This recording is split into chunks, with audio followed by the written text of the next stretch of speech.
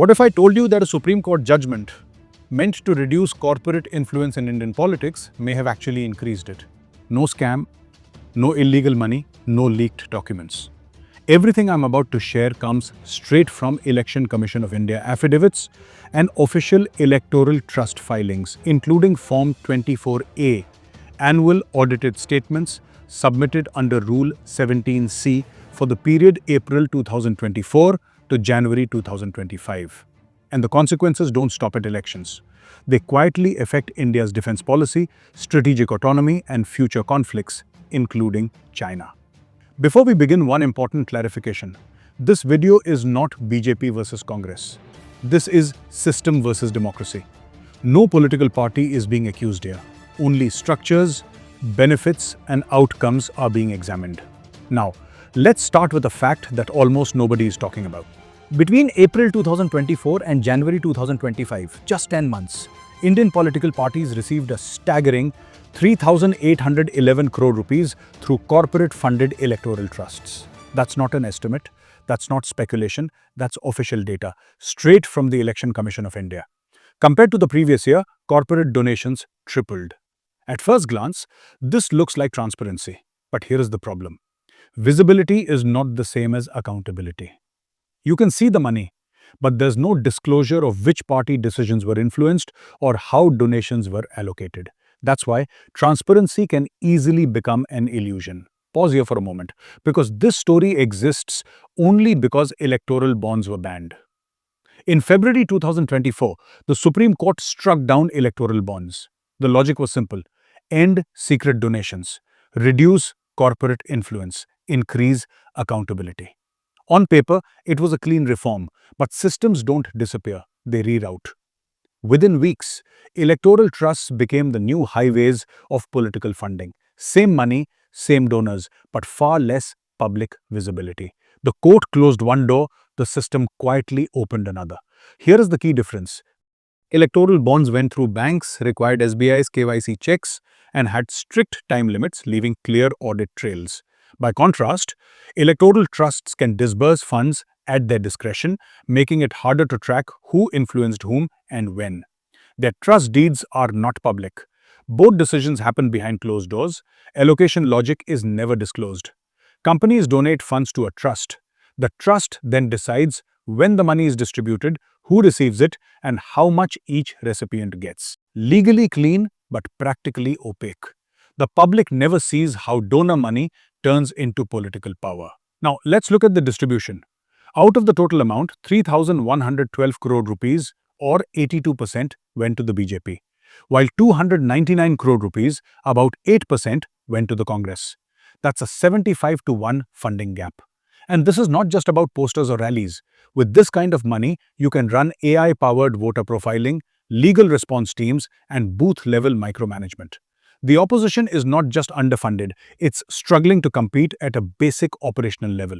This is not merely imbalance, it's gravitational pull. Power attracting more power.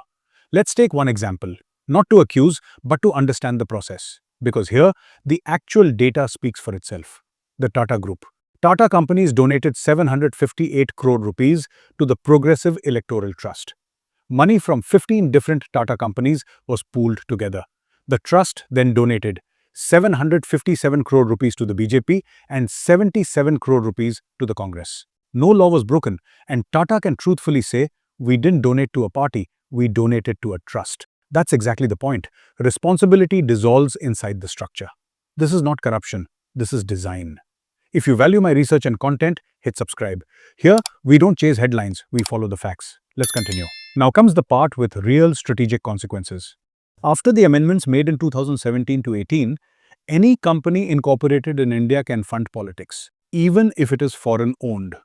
The Companies Act removed the profit cap for political donations, and FCRA restrictions apply only to direct foreign contributions, not Indian incorporated companies. In short, ownership does not matter, incorporation does. That means a Chinese-owned company, as long as it's incorporated in India, can legally donate to an electoral trust. That trust can then fund the ruling party, and that ruling party controls defense policy. Is it legal? Yes. Is it strategically risky? Absolutely. Influence doesn't work through phone calls or orders. It works through alignment within formal processes, starting with cabinet approvals, moving to empowered procurement committees, and finally through public sector unit vendor shortlisting norms. This is how decisions get shaped systematically without anyone breaking rules. Every year, India's Defence Ministry clears roughly 50,000 crore rupees worth of projects, and there is no serious conflict of interest screening tied to political funding. Parliamentary oversight is limited. Disclosure stops at the surface. In February 2024, the cabinet approved two Tata semiconductor plants, both in BJP ruled states, one in Gujarat and another in Assam, with subsidies totaling 54,203 crore rupees.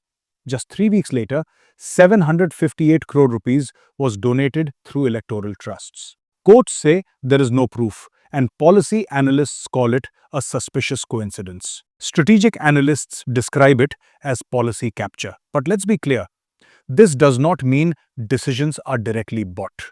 What it shows is a pattern of alignment between decision makers and donors over time. Correlation does not prove anything on its own, but it can point out a hidden risk in the system, where everyone's incentives naturally push in the same direction, even without anyone giving direct orders. The advantages then quietly move down through the system. The Murugappa group shows a similar pattern.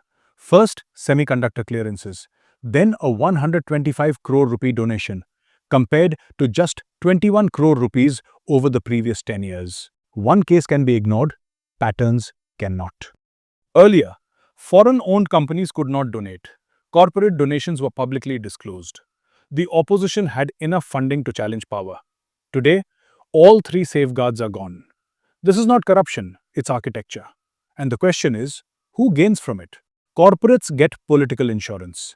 Ruling parties face no real financial challenges. Foreign-linked entities gain quiet access. Strategic independence becomes expensive. China is watching. Pakistan is watching. Global investors are watching. India says it strategic autonomy. But when political power depends on hidden funding structures, autonomy slowly turns into obligation. Strategic autonomy does not disappear overnight. It fades quietly when systems reward alignment over independence. Everything discussed here is legal. That's what makes it dangerous. The real question is not about any political party. The real question is this: will India's defense and strategic decisions be driven by national security or by systems that quietly reward those who fund power? The answer could shape everything from defense indigenization to how India handles semiconductor choke points in a crisis. Think about it. Jai Hind.